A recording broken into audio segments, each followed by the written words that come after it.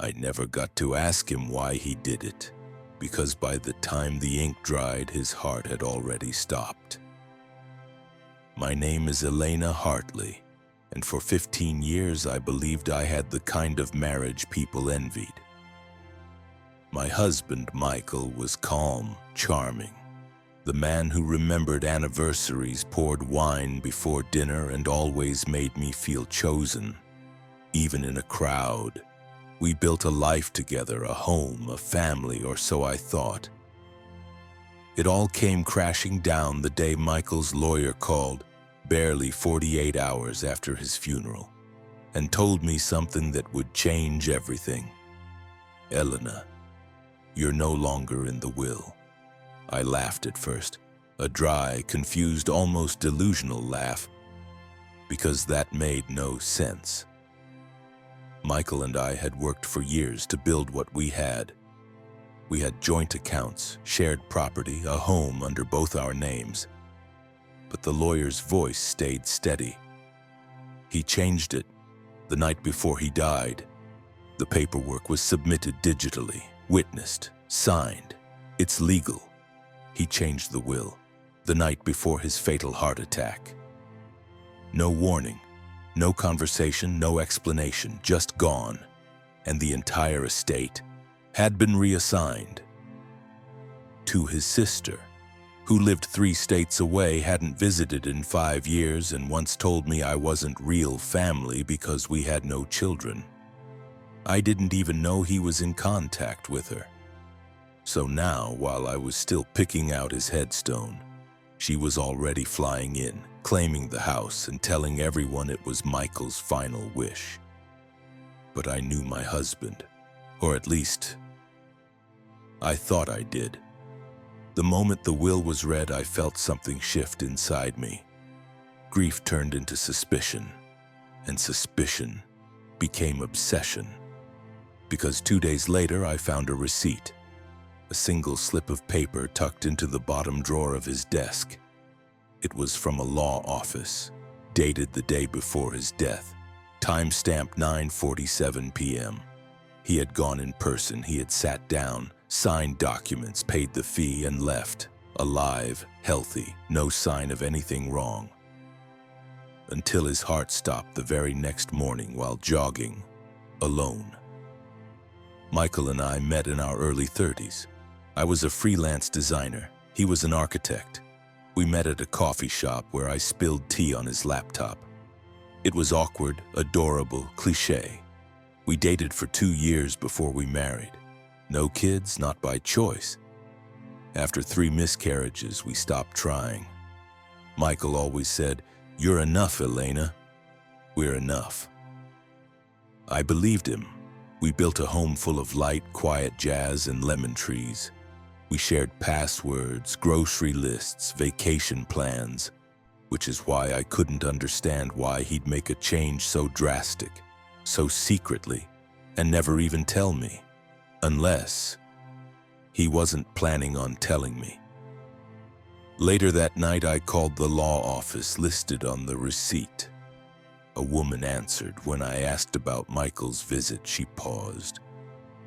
"Ma'am, I'm sorry, that record is sealed unless you're the named beneficiary." I told her I was his wife. She asked me to hold, and when she returned, her voice was flat. "According to our file, you were removed as spouse. His legal next of kin was listed as his sister, Melody." I nearly dropped the phone. The same sister who had skipped our wedding. The one who told people I was a temporary phase. The next day, I drove to Michael's gym, the place he jogged from the morning he died. I asked for camera footage, claiming I just wanted a copy for memory's sake. They agreed and gave me a flash drive with the last 24 hours of footage. At exactly 7:02 a.m., the morning of his death, Michael is seen entering the gym looking fine, healthy. He jokes with the front desk guy, laughs. He stretches, heads toward the treadmill. Then, he never comes back into frame. Paramedics are called at 7:44 a.m., dead on arrival. The report said massive cardiac arrest. No prior issues, no symptoms. But I started wondering, had someone been with him that morning? I reviewed the footage again. And at exactly 7:11 a.m., 9 minutes after Michael walks in, a woman walks in behind him, shoulders hunched, wearing a hoodie. Never looks up at the camera. She doesn't scan a membership card. She isn't on the log. I slow the footage, zoom in. It's Melody. She walked into the gym without scanning in, and hours later my husband was dead. The image of Melody, my husband's estranged sister, Burton, walking into his gym just moments after he did haunted me. She didn't look like someone visiting a grieving brother. She looked like someone with a purpose, a mission. I took the footage to the police. At first, they were dismissive. "There's no evidence of foul play, ma'am. Cardiac arrest is sudden and unpredictable." But when I pointed out that Melody never signed in and that Michael died shortly after her arrival, the officer shifted in his seat. "You say she was the sole beneficiary?" I nodded. "And your name was removed the night before?" "Yes," he said they would look into it. But I didn't wait around for them. I had my own questions, and I was going to get answers, even if it meant digging through the ashes of my own marriage. I drove to the law office, sat in my car outside, heart pounding. Then I walked in and asked to speak with the paralegal listed on the receipt, Sandra Miles. She came out with a polite smile, but it faded fast when I introduced myself. "You're Elena?" I nodded. She hesitated, then whispered, "I thought it was odd, you know. The rush. The language." He seemed nervous. She leaned in. "Look, I can't give you the file, but I can say this. He didn't seem like he wanted to do it." That hit me like a brick. Back in the car, I opened my email. Michael and I had shared a cloud account for years. I typed in a few keywords: will, inheritance, Melody. Nothing came up. But just before I gave up, I noticed something. In his recently deleted folder, a message that had been deleted just hours before he died. It was sent to his lawyer. Subject: second thoughts.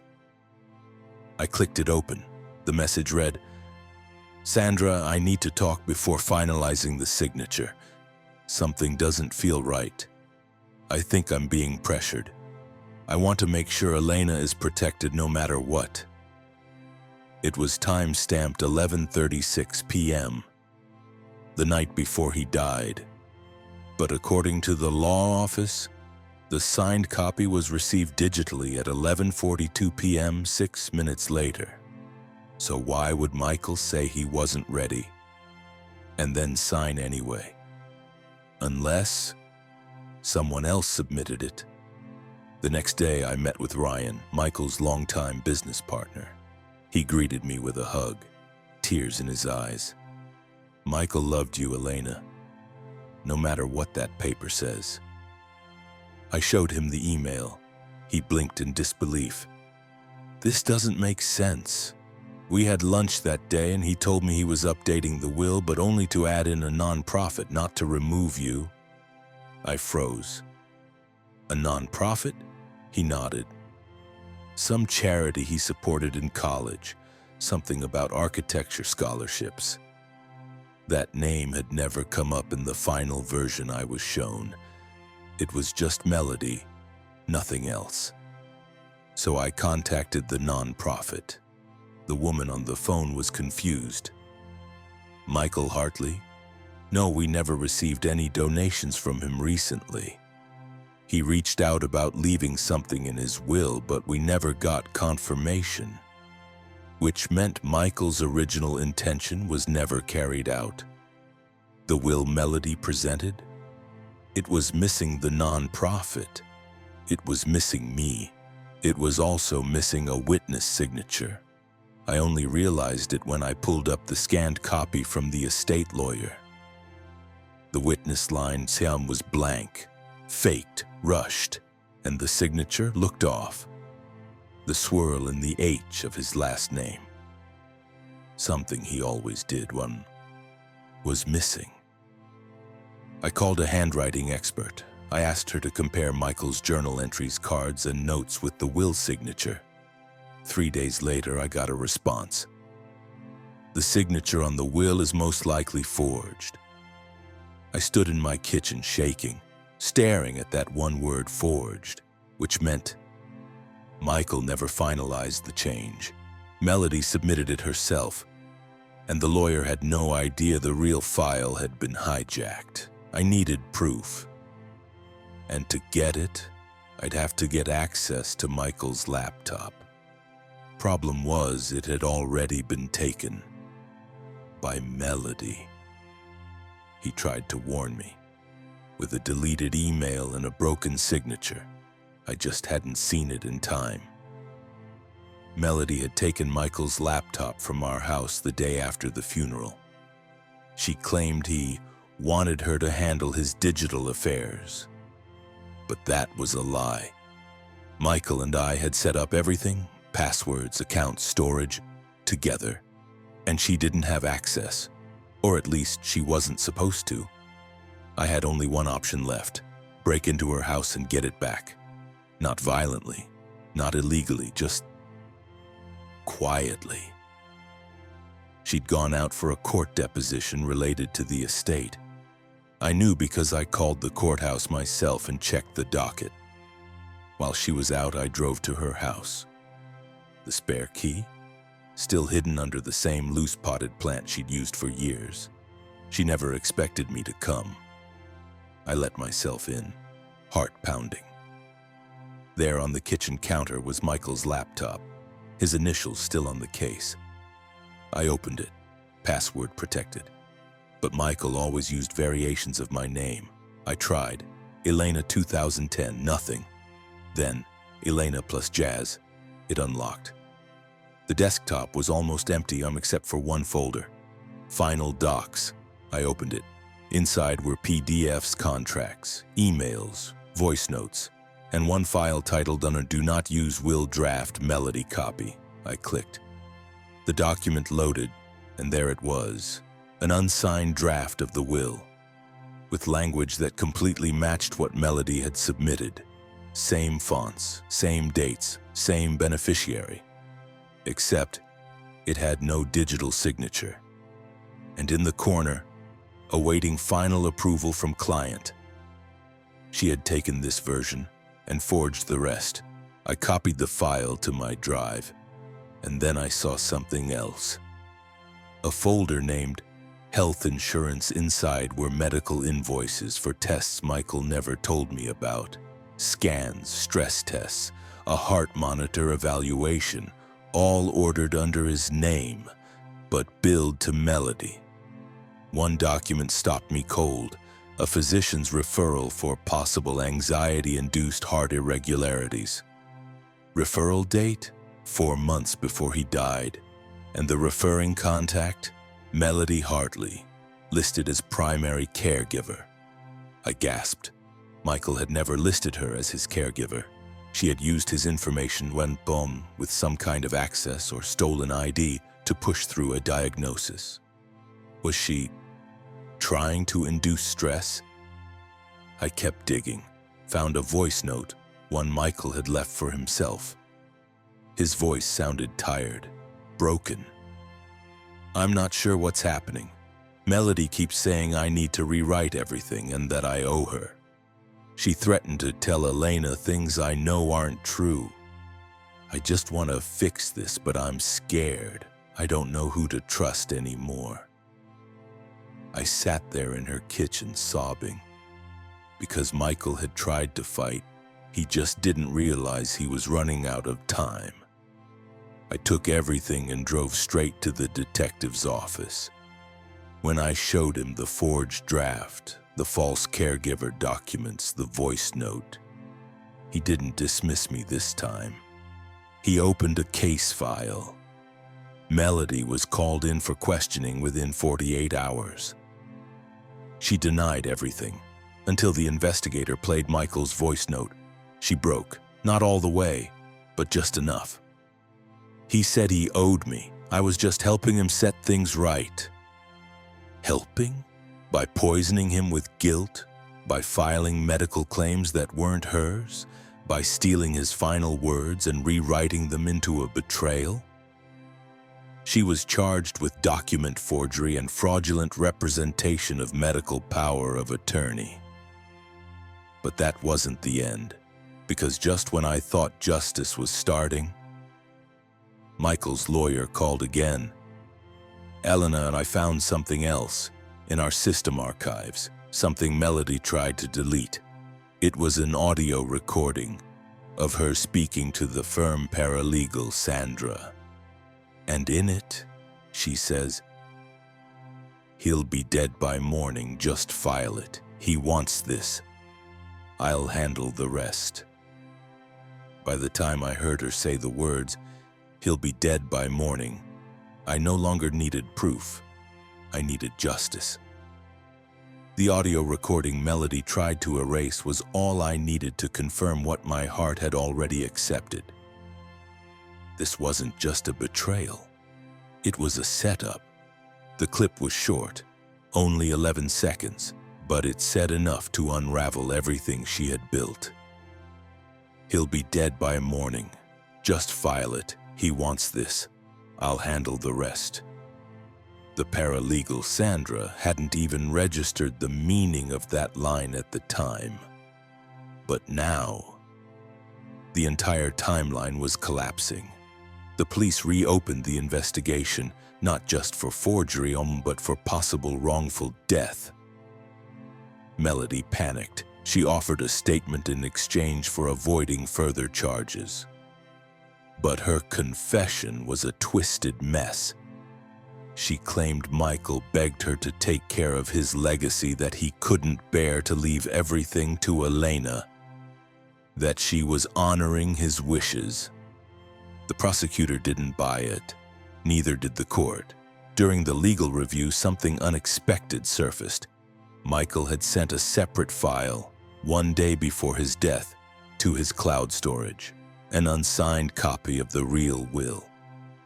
This version included a donation to his old architecture scholarship program. My name, Elena Hartley, as full beneficiary of our estate, and a short paragraph written in his own words. To my wife, Elena, for her loyalty, her strength, her patience, and her belief in me even when I failed her. I sat in the courtroom when they read the findings. Melody sat across from me. Gone was the smugness, the pride, just a hollow shell of a woman who thought no one would ever question her lies. After the verdict, I walked up to her in the hallway. I didn't yell. I didn't cry. I simply said, "He chose me. Even in the end, you just couldn't stand it." She didn't reply. She turned away, like a coward. Melody was sentenced to house arrest and community service. The estate was restored. Everything she tried to take was frozen and returned. The charity received the full donation Michael had promised. And me? I got my home back, but not just in the legal sense. I redecorated slowly, painted the walls a new color, donated Michael's suits, framed the one photo I loved most, a moment of us at the beach, arms tangled, sun in our eyes. I kept his journal, his wedding band, and the last post-it note he ever left on my mirror. "Whatever happens, you're still my favorite chapter." Months later, I stood before the same judge who had helped restore my rights. I asked to speak. I lost my husband, but I found something else. My voice. This isn't just about inheritance, it's about silencing women in their grief, gaslighting them out of their lives. That ends now. The courtroom was silent, but I could feel something shift.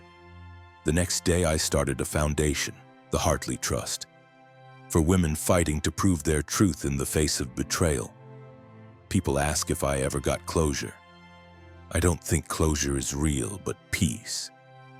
Peace is knowing that even after death, the truth found its way back to me.